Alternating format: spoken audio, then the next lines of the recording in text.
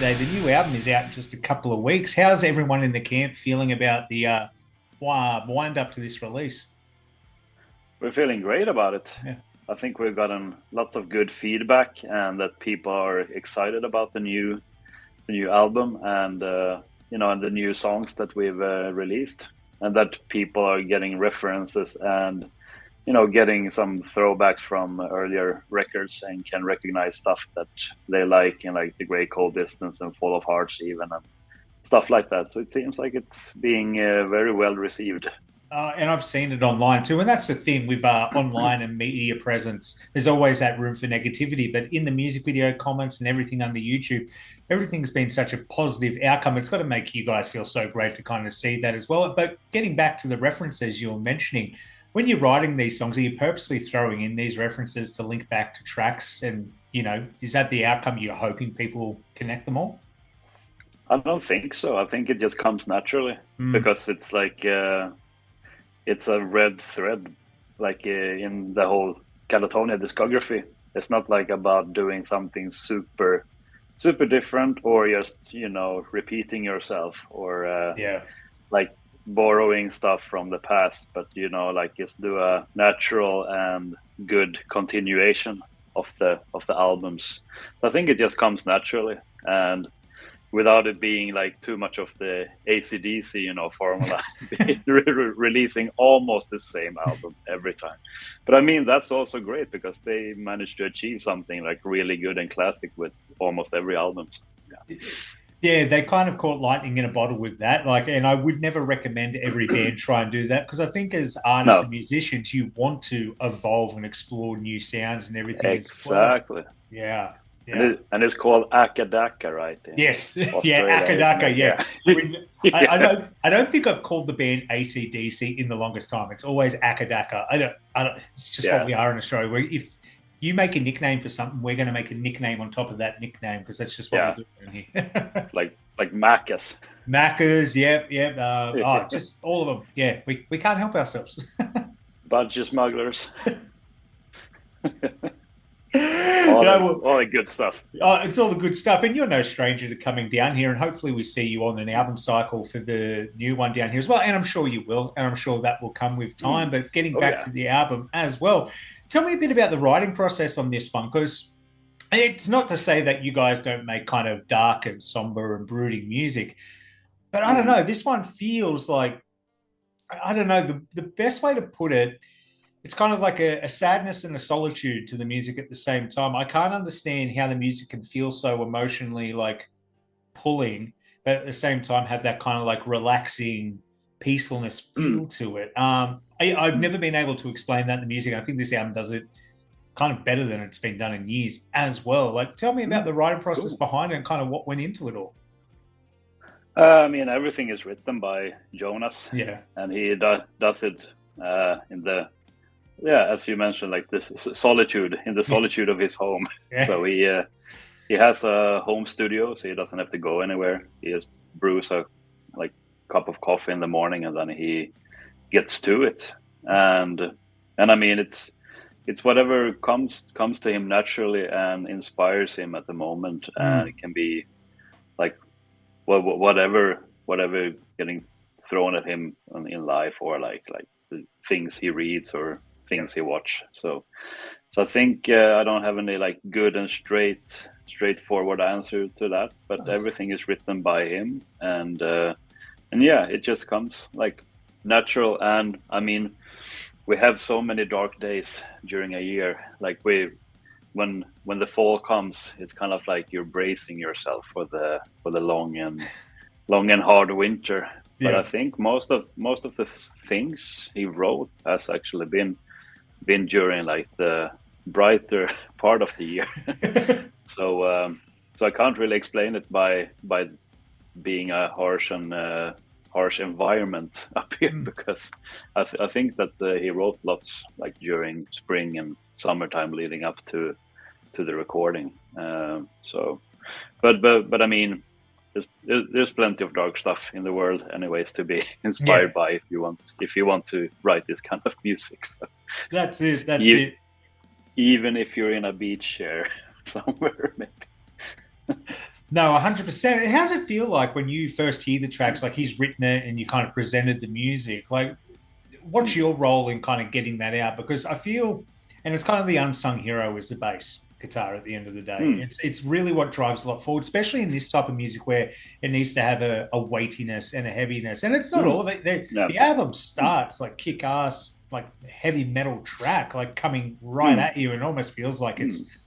a descent as the album goes on. I really kind of like how the tracks flowed like that as well. Mm. But Yeah. when you're going into it, what's your when you go, okay, well, this track feels this way. Do you have a lot of input on what you're doing in there, or is you just like, okay, I really need to drive forward, and be the backbone of these Mm. tracks?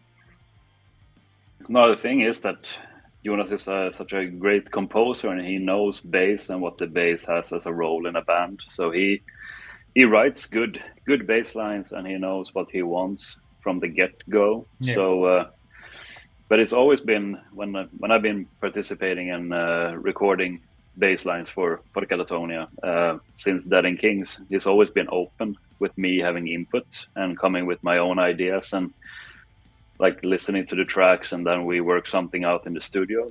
yeah, But for this time, it was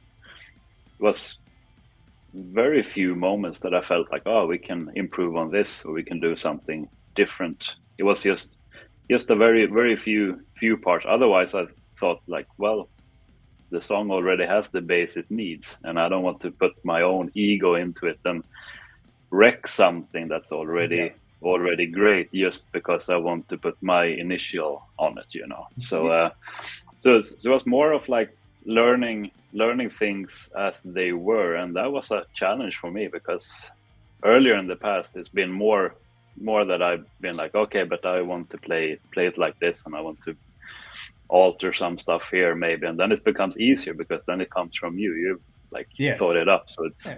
it doesn't have the same kind of practice need, Mm. if you like. So it was more of a challenge for me to just remember remember everything when going into the studio, and was limited studio time as well. So it's kind of like you need to go in and just play the songs. You don't have too much of time to fuck around, so to say. Hey, at least you're being honest Yeah, about it at the yeah, end of the day too. But I yeah, guess yeah. that comes with, growth and as you grow as a musician too. Mm, And he does have yeah. such great understanding for the music he wants to put out there and just Mm. being like Oh yeah. trusting the system. Not a lot of musicians can all trust each other because like Mm, you said, there is an ego to it. You kind of do mm, want to do your own thing.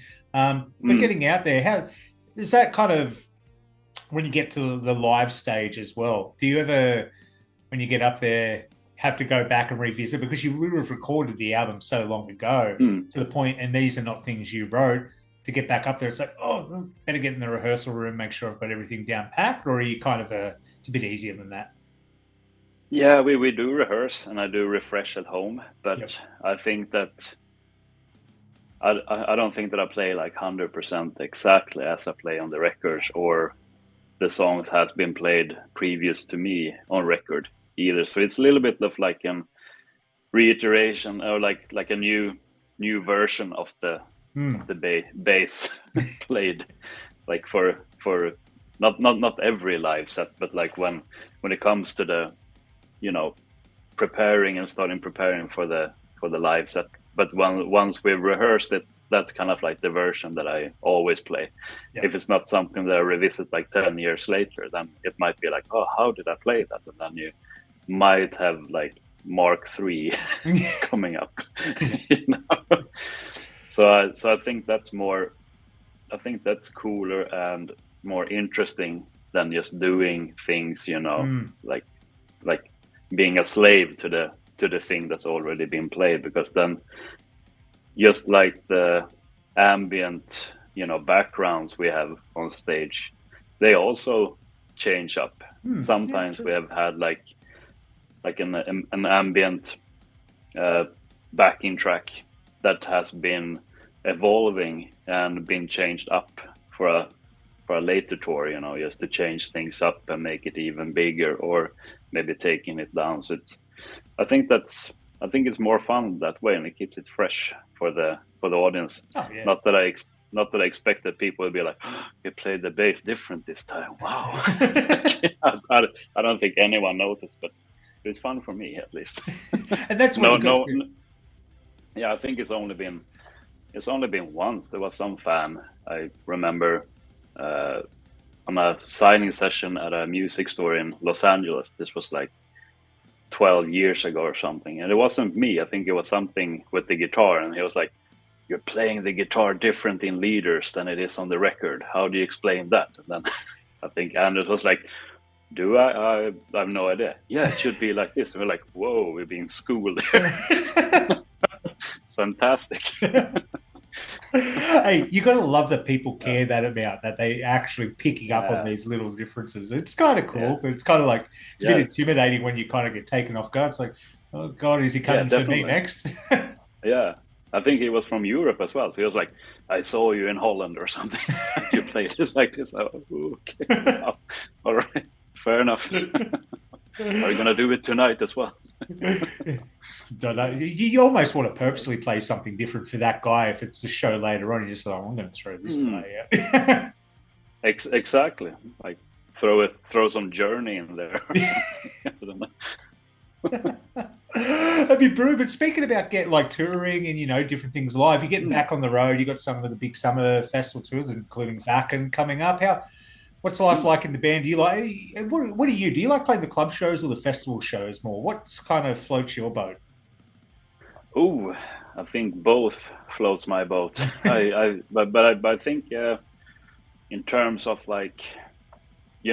socializing, hanging out, and like big experience, festivals for sure, because that's more fun. You meet friends and you meet people you haven't seen for a while, and it's more like a social thing, and you get to see like bands as well that you might not have the chance to see because they never come to Stockholm and stuff like that. So it's more like a party kind of vibe and feeling. Club shows can be very much like waiting for 8 hours, and doing sound check, and you're like, whoa, now I have something to do, and like fantastic. And then you're in some industrial urban area somewhere and you can't really go anywhere, and then you play the show. But I think the show is much more, for me, in a club environment. Then we have our people in, and we have the fans and I mean it's more about like connecting with the people that are really there for you, and I think it's a much more meaningful exchange, if you would like to call it that, when playing a club show, and might also be like because you've been waiting so long, during the day, and you're sitting there and you're almost being one with the wallpaper backstage, eating too many Twix in a day, and then you finally get to do the show, and it's like this burst of energy. Meanwhile, the festival shows is also fantastic, but it might be that you're connecting with so many new people, but they're more standing and just listening and taking it in, making it look like they might not bother that much, but they're actually like I do myself. If I see or hear a band for the first time, I don't necessarily go up to the front row and start dancing or like head bobbing or whatever. You're just taking it in, and you're like, oh, this is cool.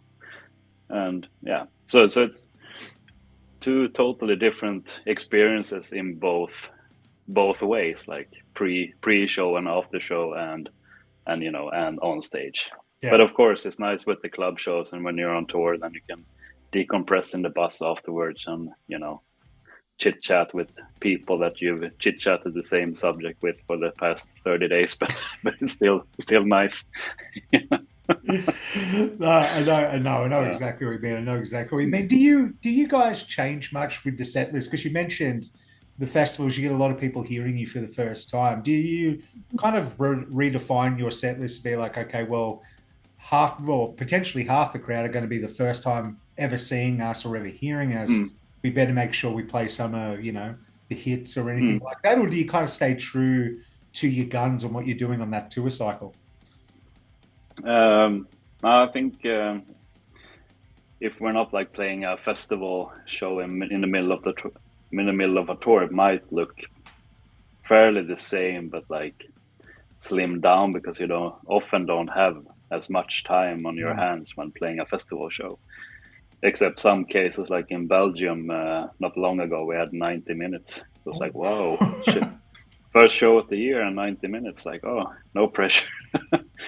But yeah, we try to make it interesting and maybe not play too much of the stuff that you might, you want to have heard the song on an album first, maybe, to understand and grasp it. So we try to pull out the hits and, of course, promote the new album, play some new songs and stuff, but keep it, fairly in a good momentum so people don't go and buy beer or, snooze until they get to see something like a little bit more up tempo, like death metal or something. Come here to relax. Come here to gain energy. No, I know Bring exactly. your pillow. Hey, it's a good setting, and because like I'll be going over to Wacken as well. I'm not looking forward to that flight, but I'm looking forward to seeing you guys there because I reckon it's going to be a different experience. Because I'm so used to seeing you in the club shows when you come down here. I'm kind of interested to see what you do on this big stage. And speaking of the new songs, have you kind of worked out which ones you're going to be playing live yet? Is there any one you want to play in particular off the new album? Do you have a favorite? Yeah, it's difficult with favorites for me, but I think Wind of No Change is one of the favorites. It's gonna be fantastic playing live because not because I have kind of a spotlight in the beginning, but of course not. But I think it's vastly different than what like Katatonia has done before, and it has a different sound and vibe, and it's very, very dark, and I think it will fit in a live set. It will be really, really cool, and I imagine that to be like one of the favorites for people in a live set and a set list as well. I was hoping you were going to say that one as well because I thought, oh, this is such a great song. I reckon it sounds fantastic live. It's an interesting album too because I think that a lot of people are going to be very surprised because even like you've got a whole song in Swedish. I forget the name of it off the top of my head at the moment as well, but I thought that was very different, and just this album took me on turns that I felt very unexpected. So I think people are going to be really, really happy once this comes out and want to see a lot of these songs live because I think that's the best thing you can do is have a new album. People are like, I want to see some of the new songs because not every band gets that kind of treatment. I think we should have that in the set list, the Swedish song Efter Solen, because if I have any bowel movements on stage, I have an opportunity to sort it out. Yeah, well, yeah, that's it. Because I don't do anything on that one. So. Fantastic. Yeah, it's like a pit stop or something. It's kind of like, I'm just going to put that rest break in here because I'm going to go back, do all this and come back out. Yeah, no, it's smart. Yeah. And then have one of those toys, the plastic ones, right beside stage. See you guys later. It's like this venue in New York. The toilet is actually just right by the stage, so it's very, very chaotic. You can almost when you exit the toilet, you can almost see like the front row of people. It's very weird. That's intimidating. Yeah, and it's very loud in there as well. I was going to say, if anyone had some bad food and some, bad times on the toilet, the worst thing you could have is a wafting out on stage while you're playing to everyone because you already get the BO from the crowd sometimes. The last thing you need is that coming through. Exactly, and you have to time it so you don't start your things in the middle of the songs or between the songs because you want to do it when it's music on. Yeah. So perfect after Taco Bell, maybe. Yeah, that's what I was going to say. Mate, well, I'm very happy. I'm totally stoked. I got to listen to the whole album a couple of times yesterday when it got sent through to me, and I love it. I think people are going to love it. I'm curious to what the next single is going to be because I couldn't pin it down. Normally, I'm pretty good at doing that, but I was like, I don't know. There's so many different ways. Do you have another music video coming out before the album drops? You don't have to tell me which one. Might be. I'm not sure about the concept or how it's gonna look or anything. It's gonna be a surprise for me as well. Yeah, But okay. I do know the song. But as you know, if I tell you now, I have to You have to I kill have me, to yeah. yeah, I have to send an assassin. So and I can't afford. So I'm No, and I've got some plans this year to do some things, so I can't be really yeah dodging assassins at the moment. So let's just not tell me, and then yeah yeah, yep no one gets in trouble. I think I think that's for the best at the end of the day. But I am yep. stoked for people to hear it. I know you must be stoked for people to hear it too and to play these songs live. Oh But yeah. before I let you Oh, go, mate, is there hmm? anything you want to say to the fans out there watching this, and anything to the Australian fans who are probably sitting in this interview going, "Okay, is he going to hint at the Australian tour? Like, what's going on?" Hmm? We're more than like happy to come over again, and Yep. we're really longing for it. I think we're like right in the stage where we're kind of planning up and like putting the puzzle together of Yep. where we're going and how it's gonna be and what we can connect with other countries wise and stuff. But I mean, just like a big thank you for coming out last time, and it was a blast, and it's always been just fantastic coming down under, and just such beautiful and welcoming people, and yeah, can't wait to be back again. No. It's so it's one of the highlights of a world tour to come to Australia, and I really hope that we can get some at least one day off this time. Last time it was five gigs back to back, so we're Ooh. flying like between every. So it was just coming back to the hotel, sleep for maybe 4 or 5 hours up, and then flying, and then go again. So by the Yeah. time we were in Perth, I got a heat stroke, and I was kind of like lying in the sofa before gig, just Yeah. like with almost feverish feelings and stuff because it's yeah because I'm a weak person. In all fairness, Yeah. Australia, you might notice that I don't think we have an ozone layer because I step outside and it's almost like Mm, my skin yeah. starts to sizzle straight away. So it's not Mm, just you. You get a pass on that one, but hopefully you get a day off, do some mm. touristy stuff, go see a koala, something like that. A bit of Yeah. fun. Yeah. Yeah, that would be fantastic. Yeah. Well, fingers crossed. I know you guys will be back down Yep. sooner rather than later, and I'm looking forward to it. And I'll see you guys over at Wacken. I'm looking forward to that too, mate. Yeah, that's great. Yeah. Cool No. to have you on this side of the Yeah, world. yeah, exactly. I'll be the one waiting in the airport and doing the long flight and having the jet lag this time. So there we go. Yes. No, beautiful. Sounds good. Beautiful. No, thank you once All again, right. mate. The album is out the 6th Cool. of June. Links will be down below if you want to pre save that. It's been an absolute pleasure. Until next time.